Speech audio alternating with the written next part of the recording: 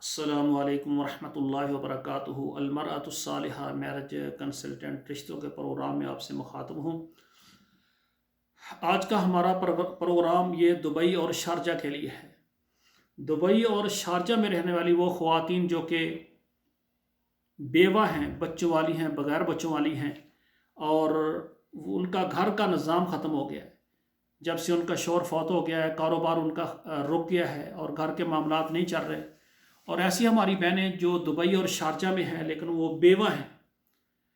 بیوہ ہونے کی وجہ سے وہ اساس کمتری میں چلی گئی ہیں کہ اب ہمارا کیا ہوگا، ہمارے شوہر کا کاروبار وہ بھی رک گیا ہے، اور اسی طرح یعنی گھر کے معاملات ہیں جو مرد کی ذمہ داری ہوتی ہیں گھر کی ضروریات پوری کرنے کے لیے، تو وہ اب پوری نہیں ہو رہی، اور وہ چاہتی ہیں کہ اب اگر شادی ہو جائے تو ہمارا جو کاروبار ہے اس کو بھی وہ سنبھال لے، ہمارے بچوں پر شفقت کرے اور گھر کا نظام پہلے کی طرح چل جائے۔ تو یہ بہت اچھی بات ہے۔ ایسی بہنیں جو کہ بیوہ ہو جاتی ہیں ان کا کوئی قصور نہیں ہے، اللہ کا حکم آیا، ان کا شوہر فوت ہو گیا، اب وہ کیا ہے، اکیلی رہ گئی ہیں۔ اب تنہائی اور اکیلے پن میں بے شمار مسائل ہیں، اور سنت یہ بھی ہے کہ بیوہ عورت ہو وہ شادی کرے فوراً۔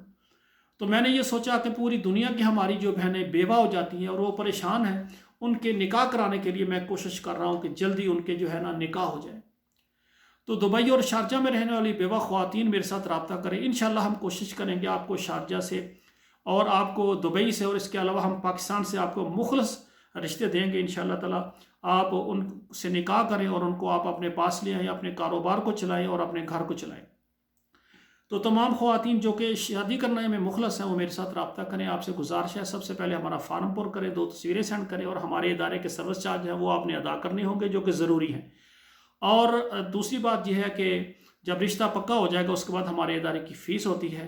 اور اس کے علاوہ آپ ہمارا جو پروگرام یہ دیکھ رہے ہیں، آپ سے گزارش ہے آپ اپنے موبائل میں کم سے کم 11 نمبر پر شیئر کر دیں تاکہ ہر گھر تک ہمارا پیغام پہنچ جائے۔ گھر میں کوئی بھی بیٹی ایسی جو بیوہ ہے، گھر میں بیٹھی ہے، باپرد ہے، اس کی آواز کوئی نہیں سن رہا، ہمارا پیغام اس تک پہنچ جائے اور ہم اس کی شادی کرنے میں کامیاب ہو جائیں۔